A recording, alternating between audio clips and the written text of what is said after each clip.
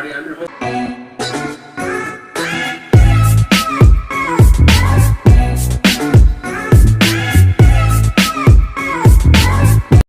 What's going on YouTube? Welcome back to our channel. My name is Brent. My name is Giselle, guys, and welcome back to our channel. So, my wife told me that we have a lot of Cambodian new subscribers here on our channel. So, we thought that since you guys have started subscribing to us, we would do a little bit more research about Cambodia.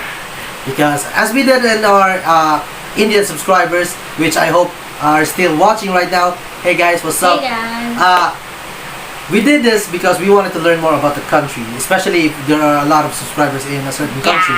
So we're going to learn more about Cambodia. And what better way to learn about a new country than by geography now? Because we're big fans of this guy, we're big fans of his channel, and I like the way he gives out information about a certain country. So, thank you so much for the video, and thank you so much for subscribing to our channel, for our Cambodian fans. But before we get started on our learning process about Cambodia, make sure if you're new here, make sure to hit that like button after the video if you like our reaction to it. And also let us know in the comment section what you think about us and what you think about the video. And if you have any other suggestions, just comment it down below. And also, if you've earned your subscription, please hit that subscribe button as well. Yes, so well, so without further ado, let's get started. Alright, let's check it out. Cambodia. Hey geographers, so this episode is going to have some bad audio because I'm currently in my parents' basement filming this, not at the YouTube space. And the microphone we typically use doesn't fit into the audio jack in my camera, so just bear with me, and we're going to basically go back to the quality of Afghanistan. It's time to learn geography. No! Hey everybody, I'm your host Barbie. This is our first country with the letter C, Cambodia. And basically Cambodia had a relatively normal life until 4 really messed up years kind of ruined everything for them. But before we talk about that, let's dissect the flag. The flag is pretty simple and conveniently symbolic. There are 3 bands, 2 blue on the top and bottom, and red in the middle. In the center you have a picture of the temple of Angkor Wat, the symbolic country-defining icon of Cambodia. Blue is a traditional color of royalty, and red represents the Cambodian people. The white of Angkor Wat symbolizes the spirituality of Cambodia, as it is a heavily Buddhist nation. Keep in mind, this was actually the original flag from 1948, before a lot of crazy stuff happened. A bunch of other flags ensued until they finally came back to this one. Alright, now let's talk about all that craziness, shall we? Yes, please. No clever anecdote, let's just jump into it this time. Cambodia is located in Southeast Asia, bordered by Thailand to the west, Laos to the north, and Vietnam to the east, and the Bay of Thailand to the south. The country is divided into 25 provinces, and the capital is Phnom Penh. That's right, people, it's pronounced Phnom Penh, not Phnom or Phnom Penh. Phnom Penh, formerly named Chakdong-Muk, is actually very conveniently located in the country because it's where the Mekong, the Lower Mekong, the Basak, and the Sak rivers all converge into one point. This is also where the royal family lives and is a bustling city overtaken by mopeds, bicycles, and roads with no stop signs, making traffic a free-for-all. Should I signal? Should I signal? Wait, who cares? Good luck, everybody else! Off the coast, without including the small islands and rocks, Cambodia has over 80 main islands that they have sovereignty over, most of which are close to the coast, easily accessible. Some you can even see from beaches like Snake Island, visible from the interestingly named Hawaii Beach. The furthest of these islands and the southernmost point of Cambodia is the Koh Luai Islands, which were originally just used for military bases, but are now open to the public for tourists. Now, for the longest time, Cambodia was actually split kind of east and west by the Mekong River, and the only way to get across was either by ferry or to fly. In 2001, they opened their first bridge across the Mekong River, the Kizuna Bridge, funded by the Japanese government, and finally it joined the 2 parts of Cambodia by road for the first time. Since then, 3 more have been built, and more are projected to come in the future. Now, of course, when going to Cambodia, the landmark that pops up into everybody's mind immediately is Angkor Wat, the ancient ruins of the Khmer Empire. The town nearby, Siem Reap, actually has an international airport, so you can just fly over there rather than go to Phnom Penh and then take a bus, which, by the way, is not really advised because things get a little shady in the rural areas. We'll explain more about that in the demographics. Just keep walking, bub. You didn't see nothing here. Now, if you look at Angkor Wat, you'll not only notice the stunningly enticing view of botanically dominated temples and pagodas that have trees growing out of them, but you'll also notice that it has these perfectly straight geometric moats and reservoirs adjacent to the ruins. These were cleverly constructed by the empire to aid irrigation and in return feed an entire city that is speculated to have the largest pre-industrial metropolis in Asia during that time. Otherwise, most areas in Cambodia have villages that function in a subtropical developing way heavily based on the environment. Now let's discuss that environment. Yeah, good environment. Now this is where things get really colorful because Cambodia is kind of like a landscape marvel. Yeah. The country is generally characterized as having a low-lying central plain with hilly and light mountainous regions in the southwest and especially in the border by Vietnam. In this country, rivers are everywhere, and in the top middle corner you can find Tonle Sap, which is the largest freshwater lake in all of Southeast Asia. Tonle Sap expands dramatically in the wet season and is home to an enormous cluster of biodiversity including over 200 species of freshwater fish, like the giant barbfish, the national fish of Cambodia, that can reach lengths up to 3 meters long. In your face, Japan, with your yellowfish tuna! This is how we roll in Cambodia! Now, of course, one of the best things about Cambodia would have to be the food. The World Rice Conference actually voted Cambodia as having the best rice in the world 3 years in a row. And here's possibly one of the reasons why. Like many other third world countries, the good thing is that the food is mostly fresh and organic, partially because most people can't afford pesticides. Therefore, almost every time you get a wholesome, pure batch of produce. Now, although fish is the main source of protein that's consumed, the majority of Cambodians are entomophagus, or people who consume insects in their diet. Insects are actually very nutritious, low in fat and carbs, and high in protein, and can be sold at the same weight for the fraction of the price that the mainstream meats would cost for, like beef and chicken. Now, despite the fresh food, Cambodia's economy is actually more heavily dependent on textiles and footwear. Just look at the tag on your shirt. It might just be from Cambodia. Not on our watch. As well as tourism. Hey, Janice, I found that ink for a while. Why? Cambodia still maintains and facilitates elephant sanctuaries for the majestic Asian elephant. Almost revered in some parts as keepers take great care of them as a source of their livelihood, especially when tourists come and kind of want to ride them. Hey Janice, I'm riding an elephant! What? Now, here's the sad thing. Because of its brutal past that we'll discuss in the next section, UNESCO has actually listed Cambodia as the third most landmined country in the world, with about 4 million landmines that still need to be cleared out from the area. Now, because of this, Cambodia actually has the highest per capita percentage of amputees in the world. Each month there are about 300 to 700 new amputations due to landmine injuries. The country is slowly trying to fix this problem, but for the time being, the plausible threat still lingers, especially in rural, secluded areas. Now let's explain more about how this came to be in Demographics. Okay, first off, let's distinguish a few confusing nuances that people seem to have with Cambodia's demographical titles. Now, it's perfectly acceptable to refer to somebody in Cambodia as a Cambodian, and although the term Cambodian is kind of a universally interchangeable term to refer to the Cambodian ethnicity, the technically correct term to refer to the Cambodian ethnicity would be Khmer. Yeah, that's right. All this time you thought it was Khmer, right? No, it's Khmer. The R is silent.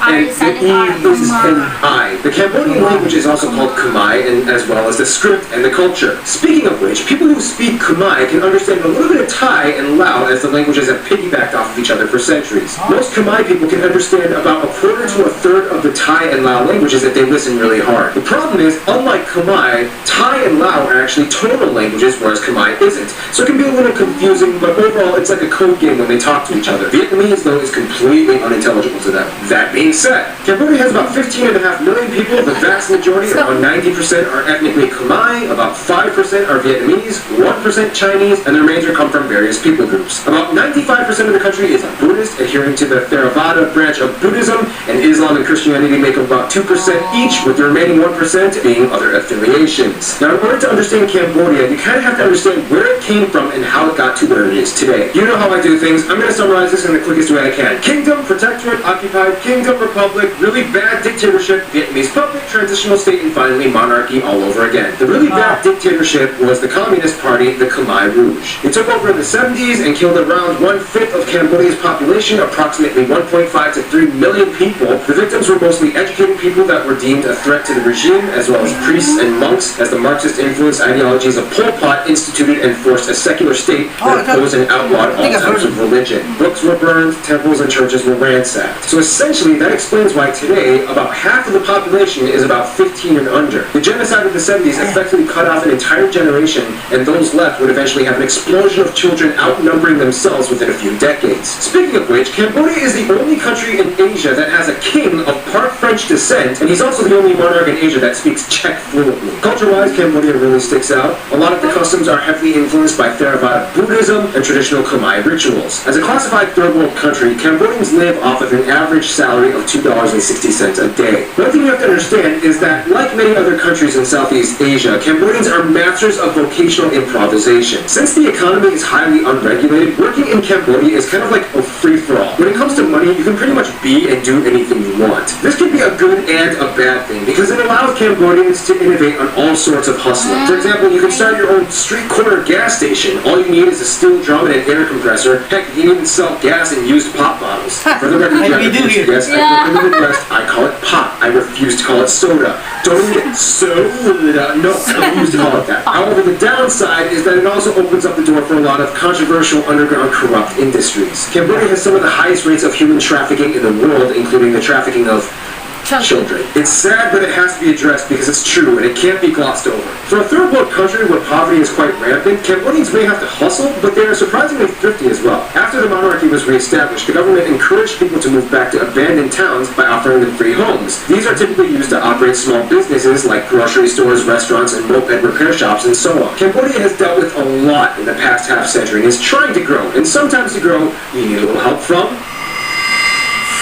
Friend zone. Have you ever had a friend that you realized would soon become a really terrible roommate? Yeah, that's kind of the situation that Cambodia got itself in. Although relations are generally okay today, Cambodia does essentially have a little bit of historical beef with its neighbors Thailand and Vietnam. Historically, Thailand used to be the arch enemy of Cambodia and went through a number of conquests to rule over the entire area. To this day, they still have few disputes over the Preah Vihear province. I hope I pronounced that right, probably not. And about 10 years ago, riots broke out and flags and embassies were burned down as a Thai actress claimed that Angkor Wat belonged to Thailand. Vietnam was kind of like the ulterior motive friend who kept saying, hey, I'll protect you, and in return, I'll just kind of control over you. Cool? France still has relatively good ties with Cambodia and not only has bilateral agreements and embassies, but also helps out with internal development. Many schools and universities are funded by the French and are instructed in French as well. However, due to the tourism sector, Cambodians are favoring English more as a second language rather than French, but they still teach that. In terms of their best friends, however, Cambodia would actually probably say China, Japan, and South Korea. All three of these countries invest the heaviest in the country's infrastructure, and they have helped build roads, buildings, malls, and business centers all over. Large flocks of Koreans and Japanese regularly visit Cambodia for vacation and are welcomed with open arms. In conclusion, Cambodia is a very vibrant, colorful nation that had a really bad punch to the gut in the 70s, but they didn't throw in the towel just yet,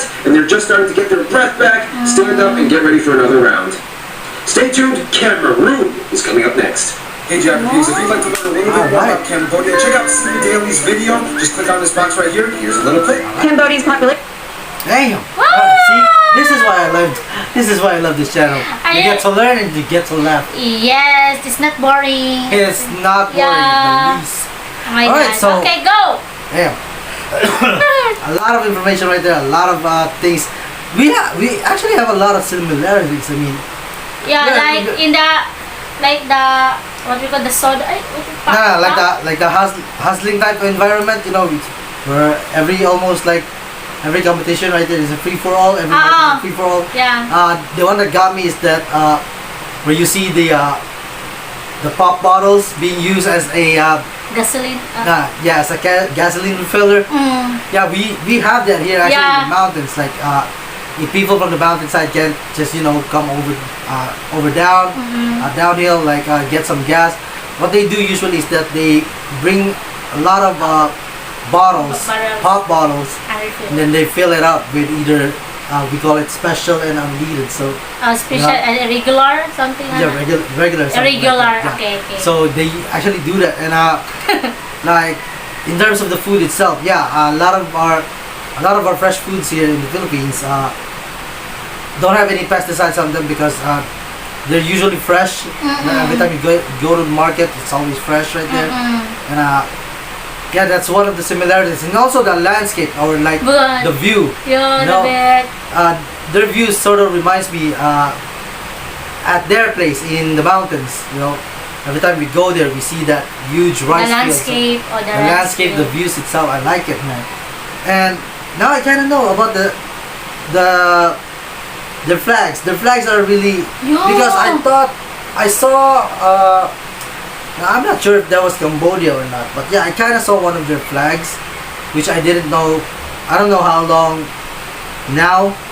from now they got that original flag back, but I think what I remember is from what I saw, because I haven't really done a lot of research, I still remember that that dictatorship flag. Okay. Yeah, the Khmer Rouge flag. I kind of saw that somewhere, and I kind of thought that that was their flag. Different.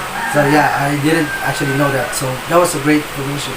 And hey, if you guys have any other, have any other things that you want to share with us, like what's the culture like Yeah. how's the people, you know, let us know in the comment section, man. We really want to know a lot more about the country, so that at the very least, we'll have any ideas about a new culture. Yeah, you know what? I want to visit Cambodia also in that time. That's gonna be about like 30, 50 you know what, years. Cambodia, because Cambodia is an amazing, And we say that because- amazing country, and they're been through so many rough parts in their history, but they still Yeah, I mean, survive. that definition at the end really summed it up. You know, a great Yeah. country that got punched in the gut, and now he's trying to get the bread back together. You know, just Got it. trying to progress a lot better. And those are some good friends that they have. Yeah, Japan, Korea, Yeah, the Asia. I like that. I like that. All right, man. So that was our learning curve about Cambodia, brought to you by Geography Now. Guys, if you want to go check out their channel and you want to know a lot more about other countries, make sure to check their channel out. Their channel will be linked at the description box down below. Make sure to check them out. And if you like our reaction to it, or if you like learning with us, man, let us know by hitting that like and also in the comment section. And if you've earned your subscription, please hit that subscribe button as So well. thank you so much, and I hope you like and enjoy our reaction videos. So Till next time, guys. Bye. bye.